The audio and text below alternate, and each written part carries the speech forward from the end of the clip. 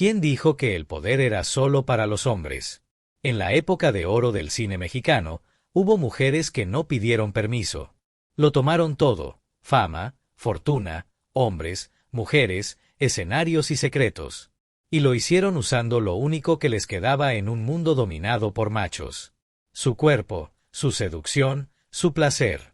Este no es un video para inocentes. Es un viaje por los camerinos más oscuros, las fiestas más exclusivas y las camas más influyentes del cine mexicano. Porque mientras ellas sonreían ante la cámara, detrás, lo controlaban todo. Con un vestido ajustado, una mirada y una frase a media voz. Estas 8 divas usaron el deseo como arma. Y el cine nunca volvió a ser igual.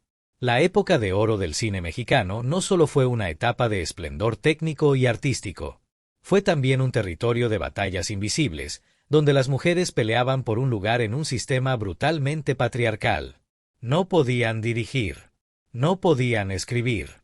No podían decidir con quién trabajar. Pero algunas aprendieron rápido una verdad incómoda. En el deseo ajeno estaba su poder. Y no hablamos de escándalos sexuales como los chismes baratos. Hablamos de estrategias, de supervivencia, de mujeres que supieron usar el erotismo, la belleza y el sexo como herramientas de ascenso, dominio y manipulación. Algunas lo hicieron por necesidad, otras, por venganza, y unas cuantas, por puro placer. Hoy, en Etapa de Oro, te traemos a 5 actrices inolvidables que no solo actuaban en la pantalla, también protagonizaban dramas reales en las camas del poder. Prepárate para conocer quiénes eran, a quienes sedujeron y cómo usaron el sexo como una forma de reinar en una industria que las quería solo como adorno. Pero antes, te invito a suscribirte, activar la campanita y darle me gusta a este video para que la historia llegue a más personas. Meche Barba, la rumbera que desnudó el deseo bajo el ritmo del tambor. María de los Mercedes Barba Feito, conocida como Meche Barba, fue una de las rumberas más icónicas del cine de oro mexicano. Pero no era solo una bailarina exótica, era un símbolo viviente de erotismo elegante, sensualidad coreografiada y fuerza femenina. En cada número musical, no solo movía las caderas, sacudía las estructuras de una sociedad hipócrita. Mientras muchas actrices actuaban con rigidez, Meche se deslizaba por la pantalla como si cada paso fuera una promesa de placer. Y lo hacía con tanta intensidad que no necesitaba desnudarse por completo para provocar escándalo. Bastaba una falda que volaba, un brazo que se arqueaba, una mirada directa al lente, y el cine entero ardía. Meche entendió que el cuerpo femenino, tan reprimido por la moral de la época, podía convertirse en un arma de poder. Ella no actuaba como víctima, ni como sumisa. Su presencia en pantalla decía con firmeza: «Estoy aquí, soy hermosa, soy libre, y no tengo miedo a que me mires». Y eso, para muchos, fue más revolucionario que un discurso. Su éxito en el cine trajo también rumores constantes. Productores, actores, incluso músicos famosos, todos querían una noche con Meche. Y según las malas lenguas, ella no siempre decía que no. Pero nunca fue chantajeada ni manipulada. Ella elegía. Ella ponía las reglas. Dicen que rechazó a un director que quiso castigarla quitándole papeles, y ella respondió: «Quítame la película, pero no me quites la dignidad. Tú eres pasajero. Yo soy eterna». Uno de los más comentados fue con Fernando Fernández, cantante y actor de gran fama. Su relación fue intensa, llena de pasión, celos y rupturas. Algunos aseguraban que Meche era la dominante, y que Fernando, acostumbrado a mujeres sumisas, no soportaba sentirse pequeño ante ella. En una cena entre artistas, él la habría llamado excesiva y demasiado escandalosa, a lo que Meche respondió: «Me prefiero escandalosa que invisible». Meche fue blanco de ataques de sectores conservadores. Columnistas de la época la acusaban de pervertir la juventud con sus bailes. Pero, paradójicamente, sus películas eran de las más taquilleras. Los mismos que la criticaban en voz alta, la aplaudían en la oscuridad del cine. Ella lo sabía, y lo usaba a su favor. Una vez declaró: «Mientras más se escandalizan, más boletos vendo. Yo bailo para los que se atreven a vivir». Meche Barba hizo del tambor un grito de libertad. Fue más que una rumbera, fue una revolución vestida de lentejuelas, que enseñó que el deseo no debía ocultarse bajo las faldas largas de la moral. En un país que reprimía a las mujeres, Meche bailó su propia historia, y no pidió permiso. Lilia Prado, la tentación hecha mujer que todos querían dirigir y poseer. Lilia Prado fue la mujer que reescribió el concepto de sensualidad en el cine de oro mexicano. Mientras otras divas eran admiradas por su talento dramático o su carácter indomable, Lilia conquistó por la naturalidad con la que mostraba su cuerpo y su deseo. Su forma de caminar, de mirar, de hablar, todo en ella era provocación sin necesidad de exagerar. Su físico, con curvas generosas y una sonrisa pícara, rompía con la rigidez femenina tradicional. A los productores les encantaba ponerla en papeles donde pudiera mostrar piel, y a los directores les fascinaba su disposición para insinuar sin tapujos. Pero más allá del morbo, Lilia sabía exactamente lo que hacía. Usaba su cuerpo como un lenguaje, una herramienta de poder. En una época donde las actrices eran tratadas como objetos decorativos, Lilia fue de las pocas que exigió respeto por su sensualidad. Ella misma elegía su vestuario, pedía modificaciones en los guiones para verse más atrevida, y rechazaba cualquier intento de controlarla moralmente. Dicen que cuando un director quiso censurar una escena con escote, ella respondió: «Mi escote le da más dinero a este estudio que tu apellido». Lilia nunca negó que tuvo relaciones con hombres influyentes del medio. Pero ella misma decía: «No es lo mismo acostarte para que te den un papel, que hacerlo porque tú ya elegiste a quien deseas». Ese detalle lo cambiaba todo. No era una víctima de las reglas del juego, era una jugadora feroz, que dominaba la partida con una copa en la mano y los labios pintados de escándalo. Una de sus colaboraciones más comentadas fue con Luis Buñuel, el director español que la convirtió en símbolo de deseo en películas como Subida al cielo y La ilusión viaja en tranvía. La cámara la adoraba, pero detrás de escenas se hablaba de una conexión más profunda. Aunque ambos lo negaban, muchos aseguraban que Buñuel estaba obsesionado con su presencia física y que Lilia lo manipulaba con elegancia. «Déjame mostrar una pierna más, y tú consigues otro premio». Los críticos conservadores la tachaban de actriz menor, simplemente por no refugiarse en el drama clásico o la lágrima fácil. Pero lo cierto es que Lilia fue una precursora del empoderamiento femenino en pantalla, sin necesidad de discursos ni banderas. Solo con su libertad, su desparpajo y su mirada decidida. Hoy, Lilia Prado es recordada no solo como la mujer que enseñaba más de la cuenta, sino como una artista que hizo del deseo una bandera y del erotismo un acto político. En un mundo de reglas duras para las mujeres, ella enseñó que el sí también podía ser dicho por placer y por poder. Rosa Carmina, la diosa del Caribe que gobernaba con caderas y miradas. De origen cubano, pero consagrada en México, Rosa Carmina fue una tormenta tropical hecha mujer.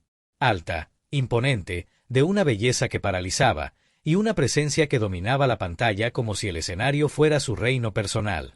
La llamaban la diosa del Caribe, pero no por cariño, era por miedo, por respeto, por deseo.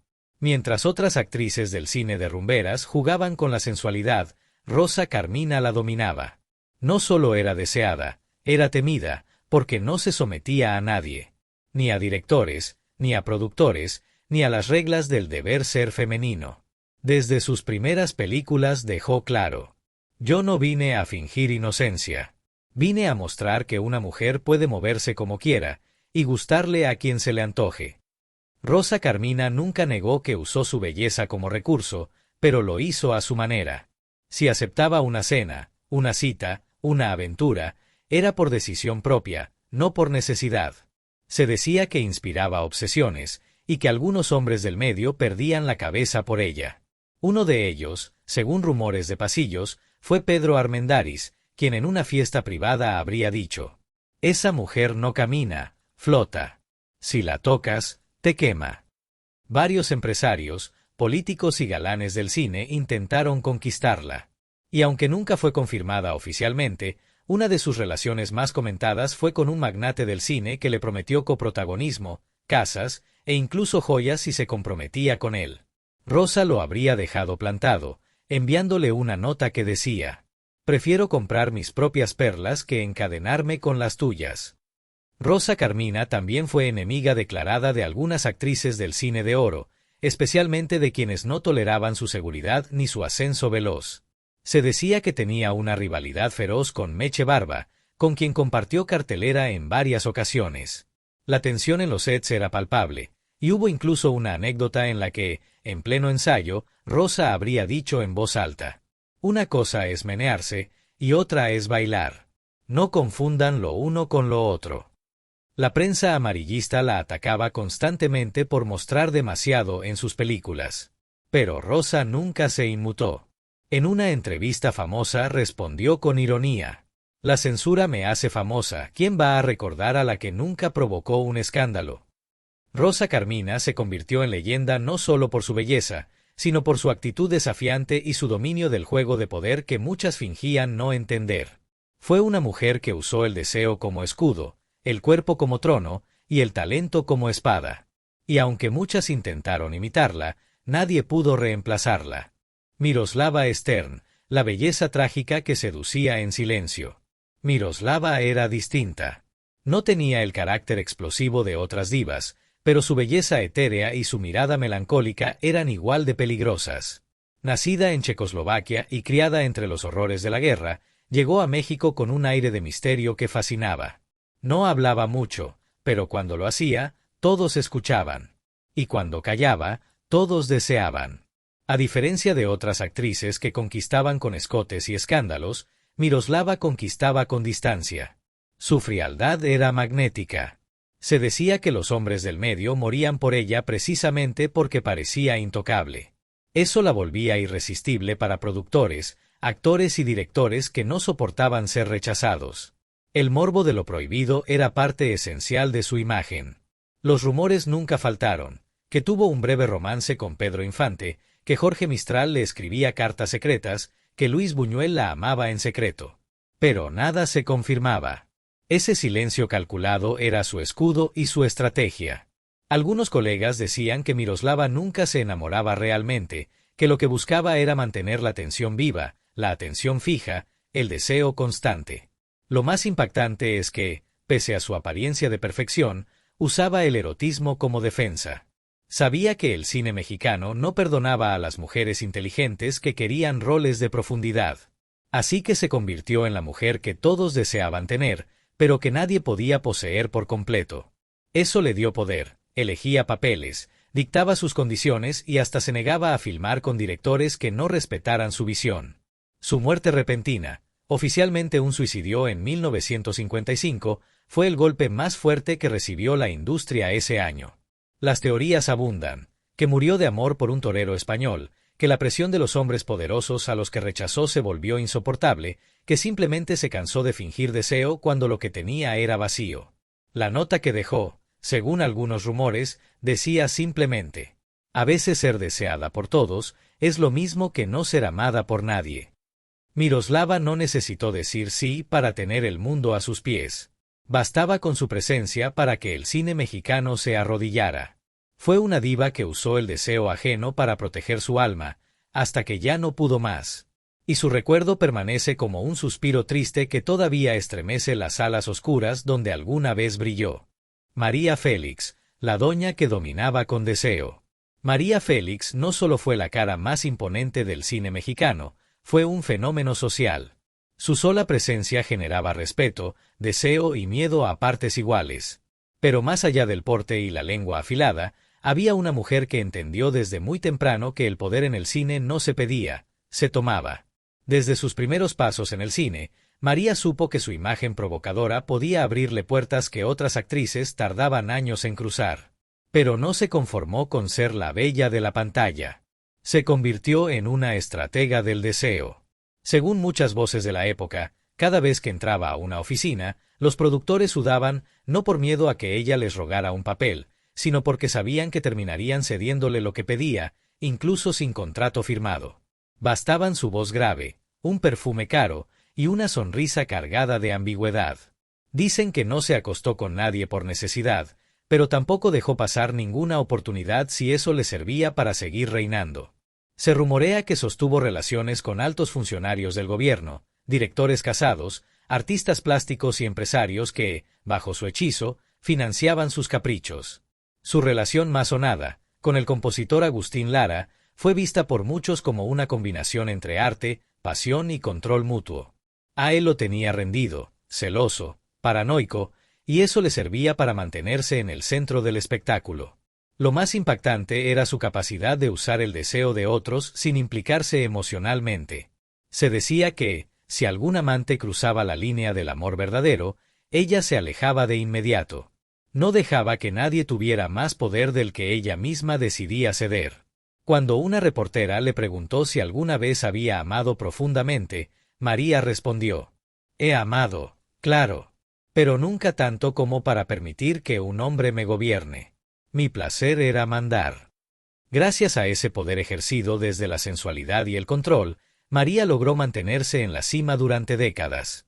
Interpretaba a mujeres fuertes porque era una de ellas, y muchas veces, lo que vivía fuera de cámara era mucho más ardiente que cualquier guión. María Félix fue una diva de armas tomar, pero su arma más letal fue siempre su erotismo y su capacidad de controlar a quien la deseaba. Fueron deseadas, temidas, adoradas y también usadas, juzgadas, silenciadas. Estas 5 mujeres no solo actuaron, negociaron con su cuerpo, su imagen y su deseo en una industria que se alimentaba de belleza y se sostenía con silencios. Algunas usaron el poder del sexo para sobrevivir. Otras, para dominar. Unas más, simplemente para abrirse paso en un mundo donde el talento no bastaba y el escote decidía el reparto. El cine de oro mexicano no solo se escribió con celuloide, sino con miradas, toques ocultos, pactos de hotel y confesiones entre bambalinas. Estas divas entendieron que el verdadero guión no era el que entregaban los escritores, sino el que ellas reescribían en cada cama, cada oficina y cada copa de champaña derramada después de un casting. Y aunque algunos intentaron borrarlas, minimizar su historia o reducirlas a rumores, hoy, en etapa de oro, les devolvemos el foco. Porque fueron más que actrices, fueron estrategas del deseo, dueñas de su cuerpo y sobrevivientes de un sistema que a veces te daba la gloria solo para quitártela con un susurro malintencionado. ¿Y tú, conocías estas historias? ¿Cuántas más crees que se quedaron en la oscuridad? Déjalo en los comentarios y no olvides suscribirte, porque esto apenas comienza. Aquí, en Etapa de Oro, el pecado tiene memoria, y nos gusta contarla.